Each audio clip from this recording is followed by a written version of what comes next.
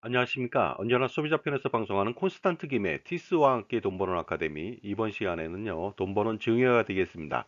부동산 공시 가격이 떨어지는 5월 이후에 증여할까요? 아니면 지금 증여할까요? 여기에 대한 해답을 드리겠습니다. 증여할 때 증여 시기를 잘 선택하면 증여세를 많이 줄일 수가 있습니다. 왜냐하면 증여재산가액이 떨어지는 시기에 증여하면 되거든요. 따라서 부동산을 증여하는 경우에는 공시지가나 공시가격 발표 전후에 증여를 실행하게 됩니다. 만약에 공시가격이 상승할 것으로 예측된다면 당연히 공시가격 발표 전에 증여하면 되겠습니다. 예를 들어서 현재 5억 원으로 증여하는 것이 유리하죠. 발표 후에 6억 원을 가져간다면요. 그런데 향후 공시가격이 하락할 것으로 예상한다면은 당연히 공시가격 발표 후에 증여하는 것이 유리하겠습니다. 왜냐하면 현재 6억 원으로 증여하는 것보다는요, 발표 후 5억 원으로 증여하는 것이 더 유리하기 때문에 그렇습니다. 자, 그렇다면요. 많은 전문가들이 2023년도에 공시지가와 공시가격은 인하될 것으로 관측하고 있습니다. 따라서 어떻습니까? 4월 말 발표 이후에 5월 달부터 증여하면 어떻게 될까요? 저는 5월 달 이후에 증여하는 것은 반은 맞고 반은 틀리다고 말씀드릴 수가 있습니다. 바로 일시일비가 되겠습니다. 왜냐하면요. 부동산을 증여할 때 증여재산 평가 기준은 이렇습니다. 토지 같은 경우에는 공시지가를 적용하고요. 주택 등은 공시가격을 적용합니다. 하지만 시가를 적용하는 것도 있습니다. 아파트나 나대지나 꼬마 빌딩이 바로 그것이 되겠습니다. 그래서 증여재산에 따라서 다를 수가 있다는 것이죠. 만약 공시지가와 공시가격이 떨어지는 토지나 임야, 단독주택, 다가구주택, 다세대주택, 연립주택 등을 증여한다면 당연히 5월 이후가 유리할 수가 있습니다.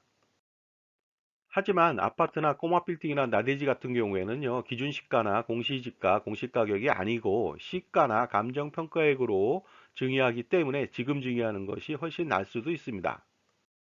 왜 그럴까요? 바로 5월 전후에 시가 가격 차이가 거의 없을 것으로 보이기 때문에 그렇습니다. 왜냐하면요, 이러한 시가 반영은 공시 가격이 아닌 실거래 가격이 가장 중요합니다. 감정 평가 시에도 공시 가격보다는 실거래가가 가장 중요하기 때문에 그렇습니다. 자, 지금까지 제 정보가 만족스러우셨다면요, 구독과 좋아요 부탁드리겠습니다.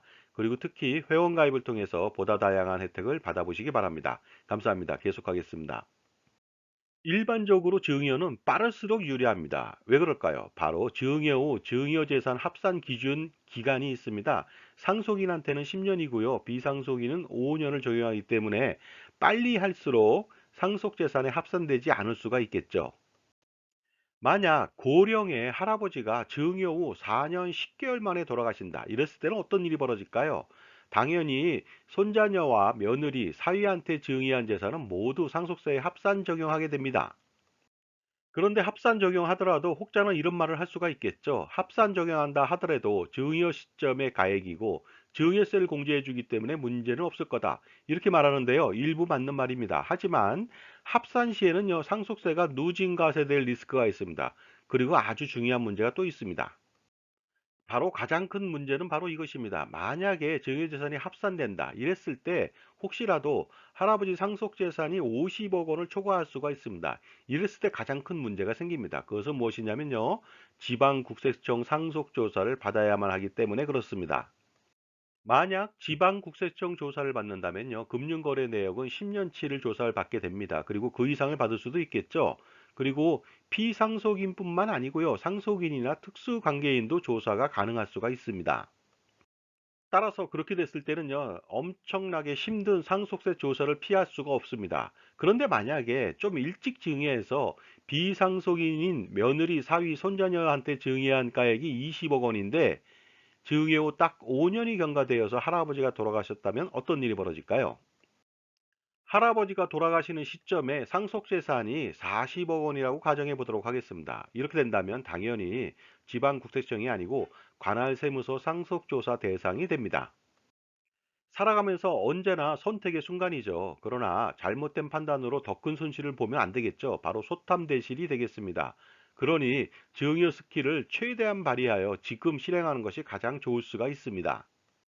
따라서 자신만의 특수한 상황을 제대로 반영하여 최대의 절세를 이뤄내는 것이 가장 중요하다고 볼 수가 있습니다.